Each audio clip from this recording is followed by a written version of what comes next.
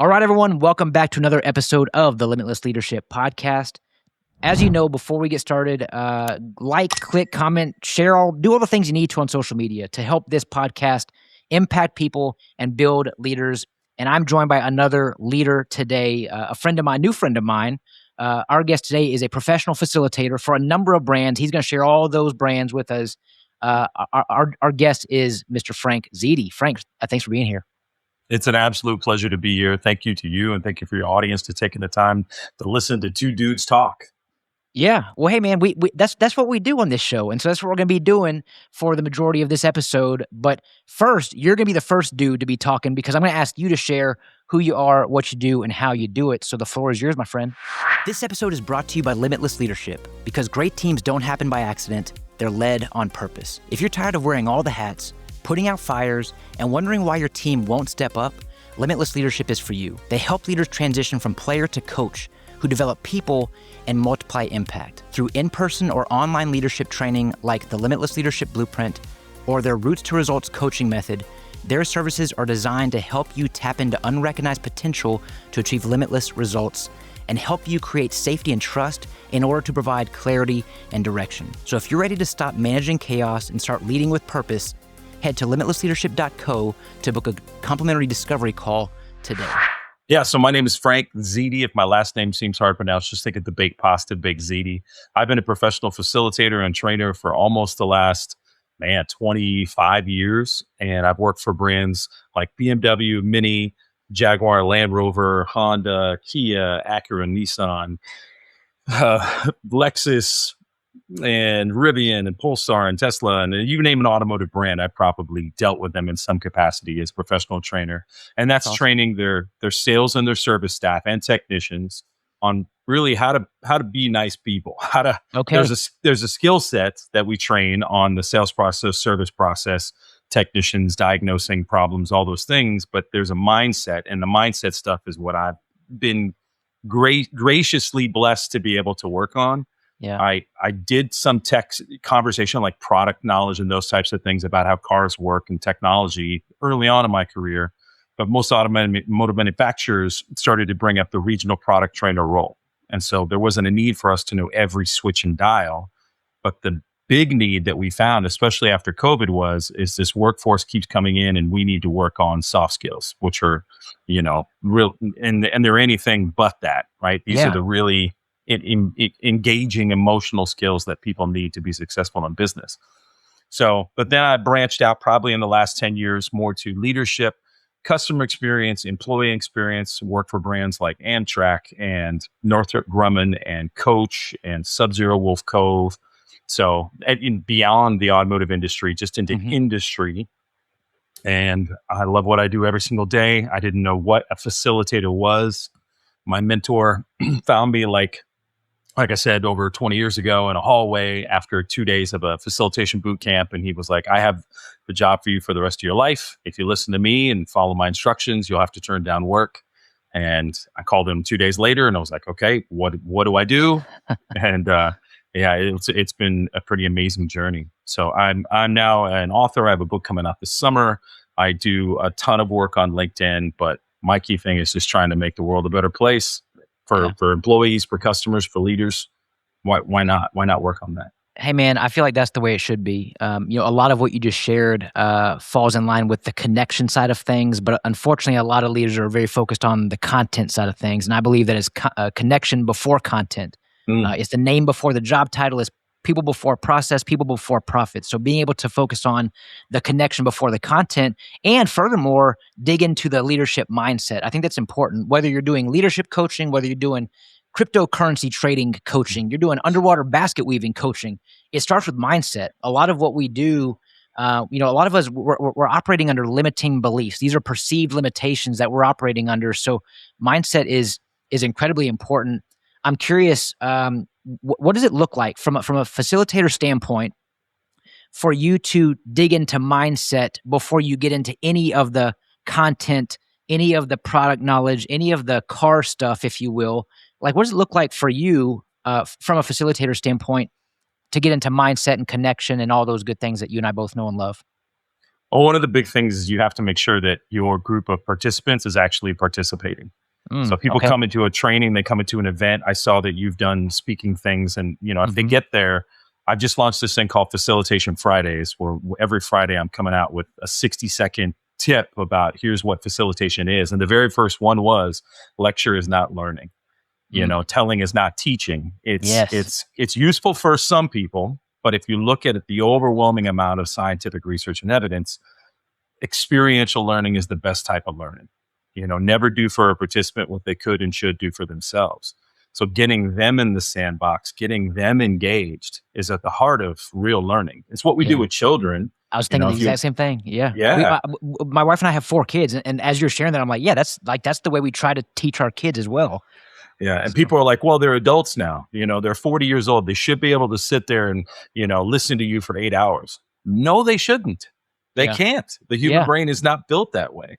So typically the courses I run are 3-day events, and it's from 8:30 to 4 in the afternoon. Mhm. So we've got 6 shots, 6 opportunities, morning and AM, PM, AM, PM, AM, PM, and you typically around 3 hours in each one of those blocks. That first 3 hours on that first day is really trying to put them into a ton of questions, a ton of research and data, and they analyze it, they unpack it, and we just ask a bunch of questions.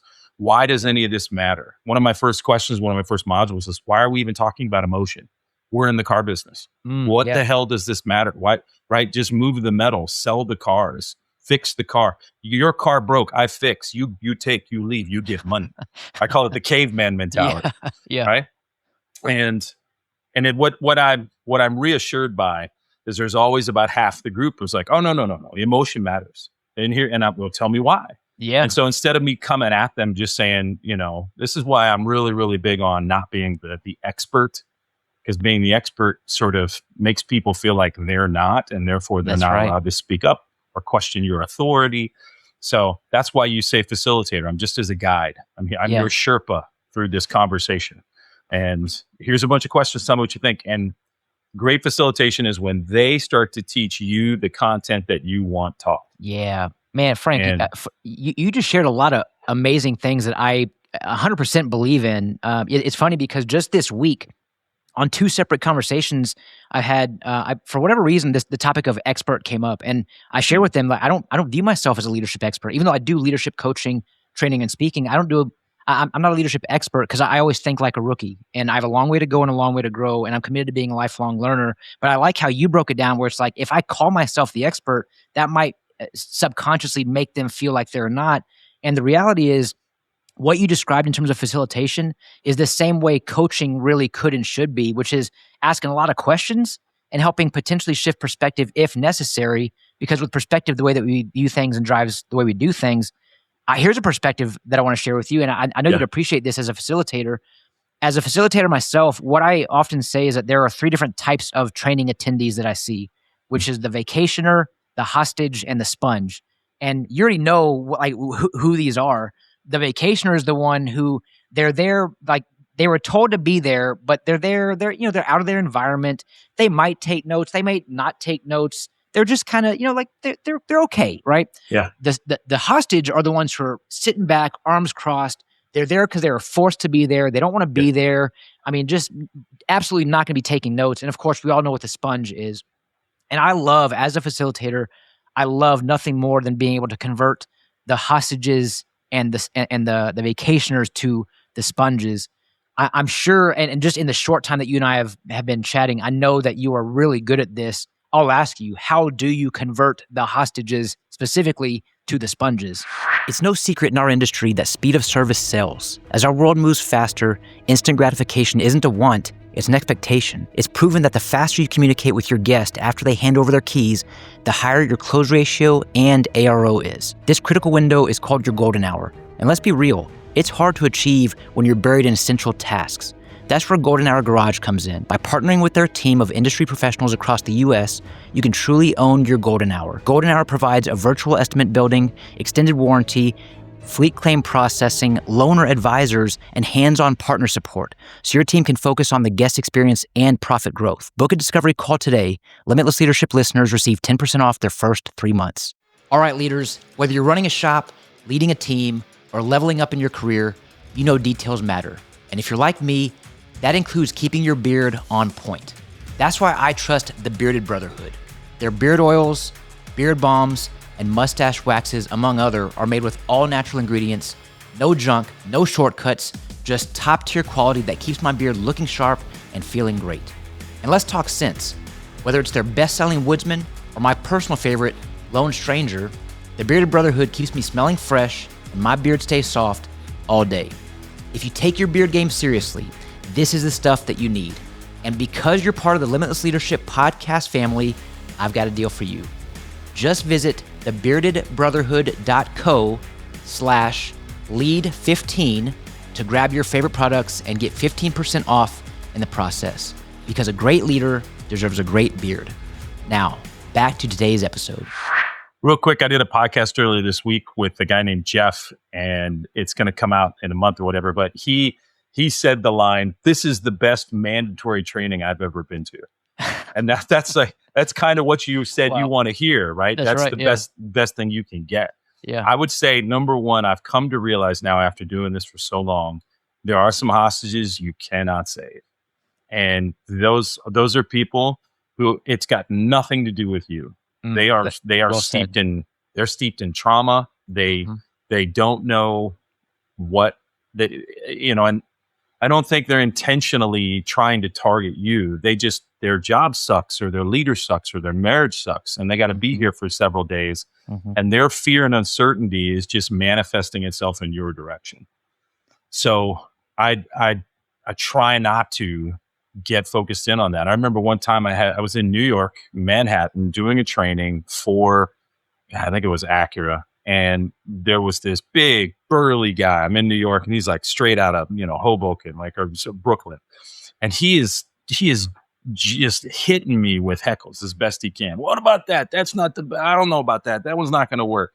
So one of the best pieces of advice I ever got from one of my obviously the guy I was talking about earlier, Dave, my mentor who found me, he said, remember, nobody has an agenda that says when the breaks are. So take a break, right? There's on stage and off stage conversation. Yeah. So take a break, go to the sidelines. Don't ever do some confrontation about, crucial confrontation or conversation about some sort of activity. So I did. I took a break, and then it was like near lunch, and I sort of got in his area, and I came with empathy, and I was like, "Hey, are you good?" And he was like, "Oh yeah, nothing to worry about. I'm just busting your chops. This is what we do here." And what I realized was it was just the region. It's just East Coast, and the training in Texas is different, and training in California is different. But I think this conversation back to when you talked about the hostage in those ways. I've never ever found that empathy or kindness was not going to work with somebody when it was truly genuine. Yeah, that's so good. And I had a person in December, a class for BMW, and this guy was on his phone 80% of the class, midst of modules, just on his phone. And I kind of let it go for the first day, and I came around middle of the second day because we're at the halfway point of the class. And I just took a knee right next to him at the table. It's a flip chart activity. Everybody at his table is at the flip chart. He's still sitting at his table on his phone. And I said, "Hey, I'm just checking in with you. It seems like you've got a lot going on. Is everything okay?" Turns out the guy, besides selling cars, also has a carpet business. And his entire shipping container of, carpets or rugs was held up at the port in New York. And it was his next 6 months of income. Yeah. And I had to just have empathy in that moment and say, I get you. If you need to step out, you do what you need to do. I'm sorry that this is happening to you. Yeah. Good. And he did come around a little bit, but not as much as any of us would like. But I think the sponge also can help the hostage. I think if you get the sponge to go participant-driven learning with other participants and engagement, they'll hear it better from them than from me. I could not agree more. The more the sponges drive the class in the way that we want them to, the more the vacationers become the sponges, and the hostage slowly start turning into the vacationers, and eventually they become the sponges. And by the end of the 3 days, they're going to say, Frank, this was the best mandatory training I've ever been at. Shout out to Jeff. Yeah. Yeah. Well, so you mentioned Facilitator Fridays. You and I connected on LinkedIn. Well, we're connected on LinkedIn, but we connected actually through a mutual friend, Chris Craig, also in the industry. So I'm going to check out the Facilitator Fridays. I'll be sure to check that out. I'm encouraging all of our listening audience to check out Facilitator Fridays. If you are listening to this episode, you can also find this episode on YouTube at The Bearded Leader, is where you can watch this episode. You'll see behind Frank, he's got a Lakers sign, so he's a Lakers fan. I don't know whether or not to apologize or not, but hey, I will say, I mean, with Luka being there, they're looking pretty good. I mean, LeBron's still playing at a high level, and the Lakers might have a good shot in the West this year. I'm going to throw that out there to you. Every time I talk about the Lakers in class, and somebody gives me a little bit of grief about them, I was like, well, listen, if you don't like the Lakers, you just don't like winners. Okay. I don't know what to tell you. Yeah, but unless the only person who gets to complain is a Boston Celtics fan. Okay, they're the only team that's better than us. Yeah, and I hate the Celtics to death. Yeah, but they have the most NBA championships in history, right? For a reason. Yeah. It's because they're winners. They're full of leaders. And speaking of leaders, this is a leadership podcast. I'll ask you, Frank. That's my way of segueing. I'll ask you, what does leadership mean to you? Well, there was. I'll give you. I've been working incredibly, a lot of complex detail, crunching the numbers, putting in the research and data, and I found this 3-step plan for what makes a great leader. Step 1, build trust. Step 2, build trust. Step 3, build trust. That common theme there. I learned that joke from the Steinway Piano Company. Okay. The head of their company was interviewed, and this is a video we showed at BMW a long time ago, training sales staff. And this guy had the very thick, Austrian accent. He's like, here at Steinway, we're very good. We focus in, but we have 3 plans, 3 steps. Number 1, make friends. Number 2, make friends. Number 3, make friends. And it stuck with me that we don't have to overcomplicate this idea of what's it about. Because, man, if I read another one of these leadership books and it gives me another model or another XY axis grid, it's just those 5 letters, TRUST. It's trust. That's it. Yeah. But I think so the other thing I would add to that is courage. Okay. So leadership requires courage. And if you are courageous, you will earn trust. Yeah. That I don't want to overcomplicate it. If I'm your leader, your manager, and there's something coming our way, I need to be courageous to step up and say, I've got people covered. We can do this. We can handle this. Here comes a drought, or here comes tariffs, or here comes, we're going to lose some people, right? There's, I can't think of the company name, but there was a story in Simon Sinek's Leaders Eat Last book where the company wanted to cut back, money. They were just losing money and they had to do some cutbacks. But the manager was like, no, we're not going to fire anybody. And they went to the team, and there were people who had PTO days that they were not going to use, and they gave them to employees as a gift. And everybody collectively took a little bit of a pay cut to keep the team together. Charlie Kim from Next Jump, he has a lifetime hiring policy where if you hire an employee, they have a job for life, unless they do anything morally or legally or ethically wrong. And if you decide to leave the company, they'll help you find your next job. Okay. Zappos offers, I think it's something like $2,000 to someone to quit the job after 1 year of being there. Yeah. All of that is courage. You're going to have so many people be like, you're an idiot. Everybody's going to do the job and then take the $2,000. But if you look at the cost of turnover, it is exponentially 10 times as much if you're going to lose if that person stays and they're terrible, or if they leave at a crucial point in time. That's right. So I don't know how else to say it. I need you to be courageous. You're the person with the shield out in front slaying the dragon. And that's because you're the leader. You don't want that job? Give it to somebody else. I've met many people who don't want to be the leader, and I'm okay with that. They're like, it's not, I don't want to be the manager. That's not the position I want. I want to just be frontline, or I want to be a tech, or I want to be a salesperson. Just, and that's, I think that's actually great self-awareness. So Sure. courage Absolutely. is the road to trust. Yeah. Love That's that. my definition. What about you? Well, great question. I mean, ultimately, I believe in the opportunity that we get to tap into unrecognized potential to achieve limitless results. And as leaders, we are pulling that out of somebody. So if I'm leading you, Frank, you may not see what I see in you in terms of potential. I believe that you are capable, competent, and confident, but maybe you're not always confident in your abilities like I am, or you're not confident about where you could be going, where I see you being able to end up. And so my job as a leader is to serve you. It's a servant leadership style approach where I'm asking a lot of questions. I'm supporting, serving, coaching, training, managing you, leading you in a way where I'm pulling something out of you that you never saw in yourself. It truly is this believe sign behind me from Ted Lasso. You and I were talking about it right before we went live. And the four words that unfortunately some people have never heard in their life is I believe in you. Man, all it takes is Yeah. one. And if I can Yeah. be that one leader to believe in that person so they can believe in themselves, incredible things can happen. I mean, there's so many people that have been in trainings that I can see have zero confidence. Yeah. I did an activity one time having people trying to figure out their purpose in life. And this guy was almost in tears saying, I think I just realized my father never told me he loved me. Wow. So Give me it's goosebumps like, just now. well, I mean, it's like, and you just said what I'm big about, servant leadership. And then I Mhm. try to talk to all these staff and I say, the best definition you can have as an employee is a servant's heart with attention to detail. I think that's I the like that. combo. But I have so many, specifically young men, who are like, I don't serve anyone. And I've often said to them, I said, hey, instead of saying, hey, welcome, how can I help you? Maybe we could Mhm. say, hey, how can we serve you today? Yeah. Page I right like out of that. the Chick-fil-A book. They are viscerally against saying that. They feel like they're less than the customer if they're Mhm. saying that word, just one word. And I was like, well, and I was going to ask you this. Are you a veteran?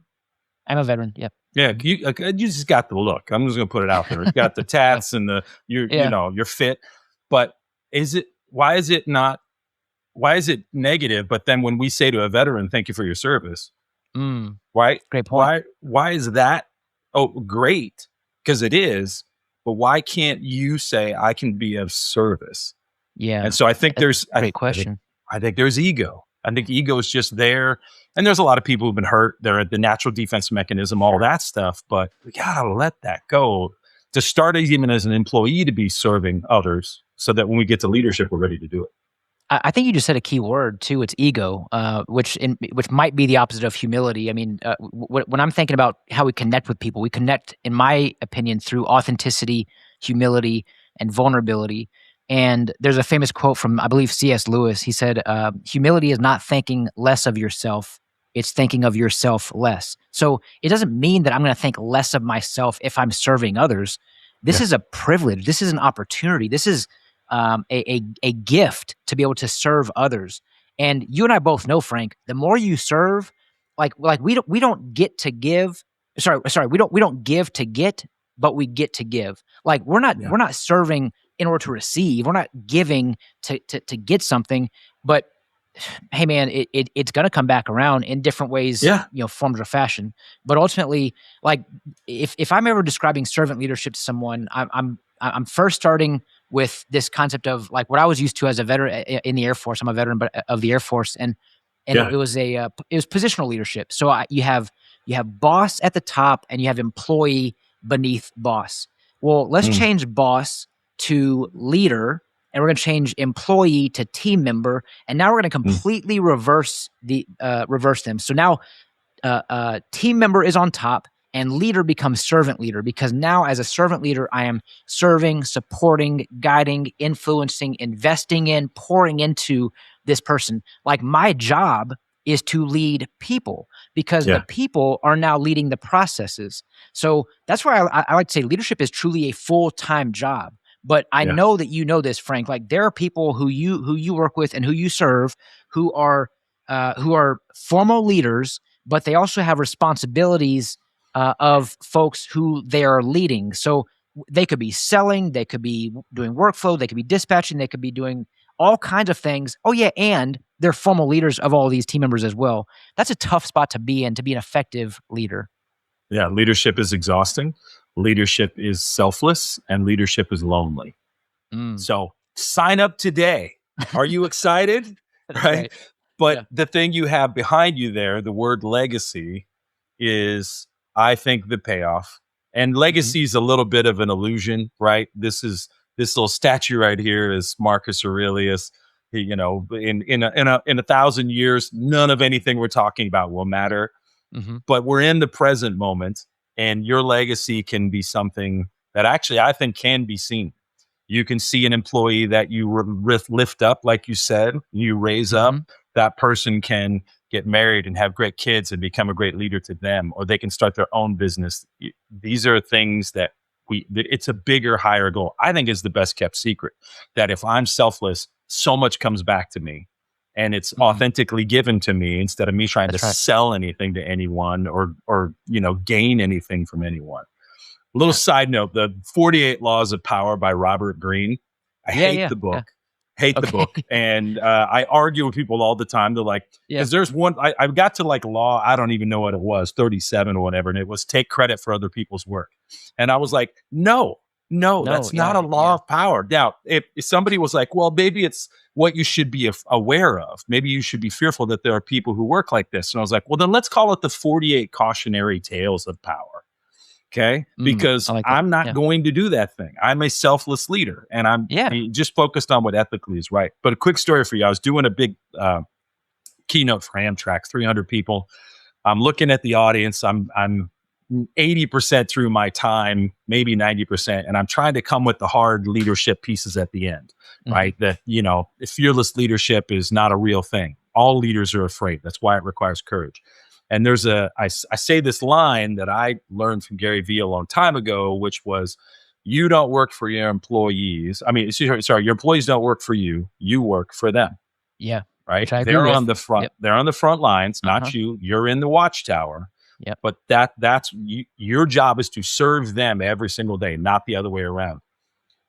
Left side of the ballroom, 3 tables in out of 6 table rows. I could still see him today. Bunch of gray hair. That's always an indicator. That person right there, when I said that line, gave me this look. They said, and for your podcast listeners that don't have visual, guy's just shaking his head. Got a big old Mm. no, Yep. no look on his face. Yeah. And it stuck with me. I was frustrated. And Yeah. then I realized he was a hostage. And then I was like, I have to just keep moving because the other 99% of the people were with me at that point. Yeah. Yeah. But I think you don't have to be just young to have ego to be about these things. You can be more mature and have a lot more life experience, but still be stuck in your ways, like you said, of this is, where we're going to be and that's how things are going to be. You have to invert it. Yeah, I mean, So, I think for a lot of people who believe that leadership equates to power and control, then they may not get the message that you and I are trying to convey. You mentioned the word legacy behind me. So this is a copy of my first book called Leading a Legacy. I'm nice. about to release my second book called Blue to Black, which dives into the concept that the sky is not actually the limit. The sky is our launch pad. So we get to go from blue to like the blue skies to black, like rare air, deep space. You mentioned that you're writing a book. I'd love for you to Yeah. share with our audience the title of your book, when it can be released, and where we can find it. So it's called The Lost Art of Giving a Shit. Why caring about customers actually pays off. It Okay. is not long. It's a sort of a training manual on how to care about what you do. And in the preface of the book, it says, I thought about calling this book The Lost Art of Caring or The Lost Art of Giving a Crap, but I don't think that has the gravity of what we're talking about here. There's a thing on the very first page in the book called The Big Idea in 3 parts. Part 1, according to Gallup, in 2024, there was $7.8 trillion with a T lost revenue due to disengaged employees. Oh, About half a strong. billion of that was in the United States alone. Mm. Point number 2, some of you don't give a shit. Some of you, what I just said, you don't give a shit. And point number 3, Yeah. some of you are more upset than I said the word shit than the first thing I said.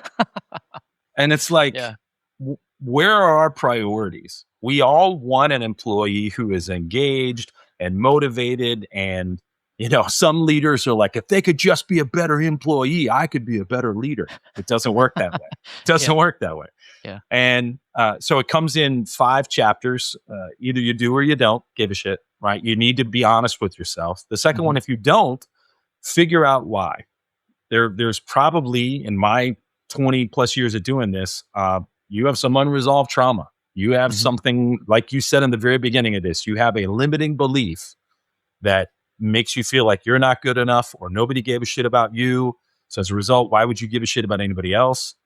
And section 3 is why to give a shit. So it's a whole bunch of empirical evidence and data, decades of research. The 4th section is how to give a shit with a thing called the Give a Shit Kit.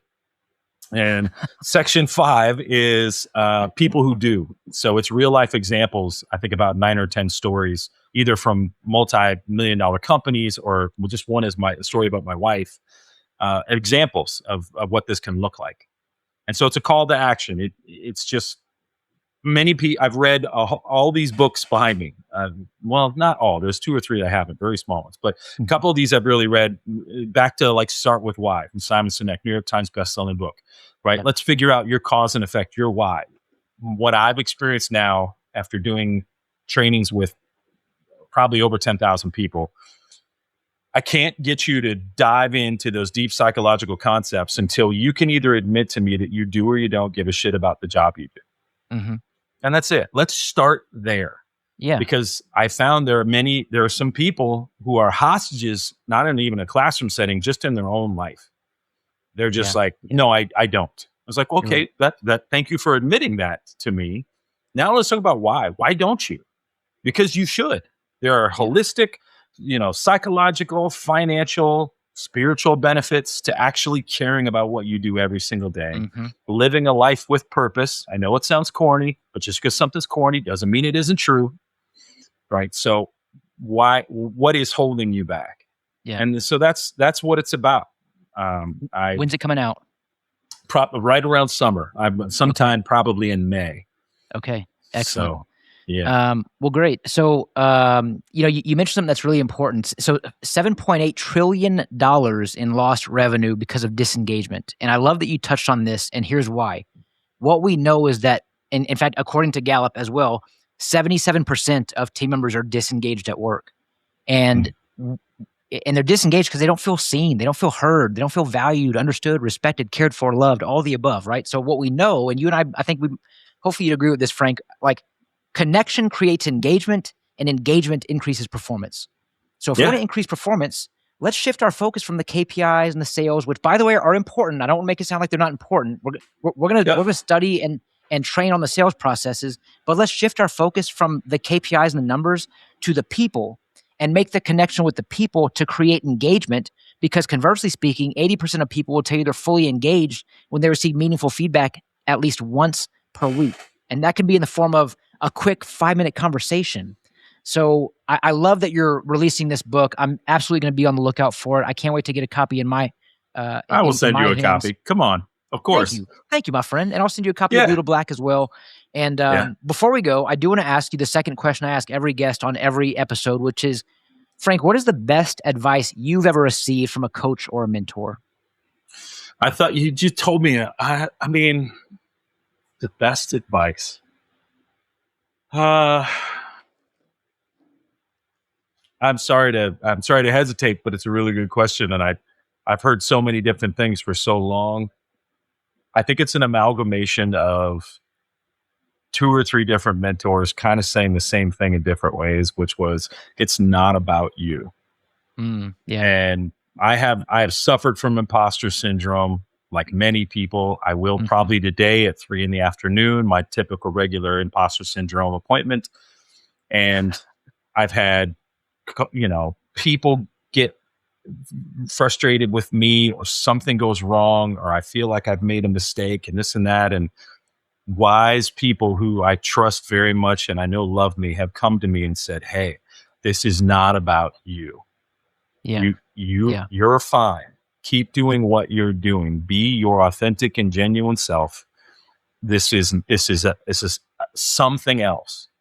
And because, man, even the littlest sort of thing the little bit of destructive feedback or a little bit of what I felt was somebody thinking less of me, I would ponder on it for weeks. It would still come back in flashbacks. You know why? Because you give a shit. That's why. And there's a section in the book about not giving a shit, not giving too much of a shit about the wrong thing. You need to focus it in. But yeah, I think that was the best piece of advice. Like now when something happens around me or near me, not to me, I look at it and go, what evidence points to the fact that this has anything to actually do with me? None. Okay. Then why are you thinking that? And it's been very, very helpful for me. Mm-hmm. Love that. Hey, we're about 150 episodes in, and I just gave the audience an Easter egg because I never cuss on my podcast, and so today's the day. But I've realized that I'm going to say that word a lot in my career now.